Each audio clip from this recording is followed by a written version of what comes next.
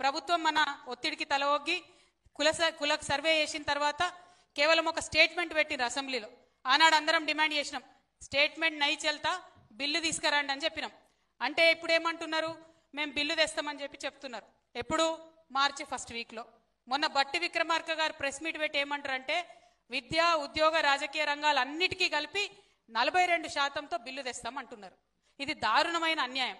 ఎందుకు అన్యాయం అంటే వాళ్ళు ఇచ్చినటువంటి తప్పుడు లెక్కల ప్రకారమే బీసీలు 46% ఉన్నారు. రేపు మళ్ళీ రీసర్వే చేస్తారు 3.1%.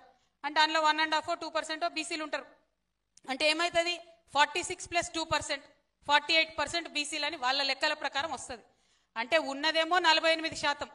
మీరు విద్యలో 42% ఎట్లా ఇస్తారు? 48% బీసీలు ఉంటే ఎడ్యుకేషన్లో 42 ఏ ప్రాతిపదికన ఇస్తారు మీరు? అంటే ఏ బీసీ కులాన్ని తీసేస్తారు అందులోకెళ్ళి? ఎవరిని విద్యకు దూరం చేస్తారు? ఇది అన్యాయమా కాదా ఒకసారి దయచేసి బీసీ మేధావులు ఆలోచించాలి.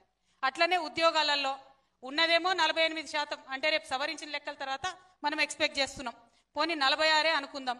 మరి నువ్వు 42% ఎట్లా ఇస్తావు ఉద్యోగాలలో? ఇంకా 4% ఎవరిది తీసేస్తాం? మరి అది ఆలోచించాలి కదా మనం ఒకసారి. పొలిటికల్గా రాజకీయంగా వాళ్ళు ఏమన్నారు? 42% ఇస్తామన్నారు. సరే ఓకే, వాళ్ళు మేనిఫెస్టోలో 42 పెట్టిరు. మరి అది ఏ లెక్కన పెట్టిరో భగవంతుని కెరక, ఎవరు చెప్పిరో, ఏ మేధావి చెప్తే 42 పెట్టిరో మనకు తెలియదు. ఫిర్బి టీకే పొలిటికల్గా 42% అని మీరు మేనిఫెస్టోలో పెట్టిండ్రు. 42 పొలిటికల్గా ఇస్తే ఓకే. అట్లా ఓకే అనుకున్నా మీరు అన్నీ ఒకటే బిల్లులో పెడితే ఎవరన్నా ఈ మూడిట్లో ఏదో ఒక్క అంశం మీద కోర్టుకు పోయినా బిల్లుకు బిల్లు చెల్లకుండా పోతుంది. ఇది ప్రభుత్వ కుట్రగా నేను భావిస్తా ఉన్నాను. అందుకే ఇవాళ ఇక్కడ ఖమ్మంలో ఉన్నటువంటి బీసీ విద్యార్థులను, మా బీసీ ఆడబిడ్డలను, బీసీ మేధావుల్ని అందరినీ కూడా నేను విజ్ఞప్తి చెప్తా ఉన్నాను. ముఖ్యంగా అడ్వకేట్స్ని దయచేసి సీరియస్గా ఆలోచించండి ఈ విషయం. పొలిటికల్ రిజర్వేషన్ పక్కన పెడదాం. ఎడ్యుకేషన్లో, చదువులో నేను బీసీగా 46% మా జనాభా ఉంటే 42 మీరు ఎట్లా ఇస్తారు?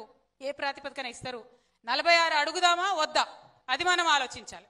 46% బీసీలకు విద్యలో సపరేట్గా బిల్లు పెట్టాలని చెప్పి నేను ఈ రౌండ్ టేబుల్ సమావేశం ద్వారా డిమాండ్ చేస్తూ ఉన్నాను.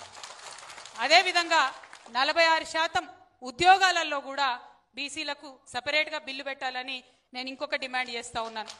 రాజకీయంగా 42% అని మీరు అంటున్నారు, కానీ నేనైతే 46% ఇవ్వాలని అంటున్నా.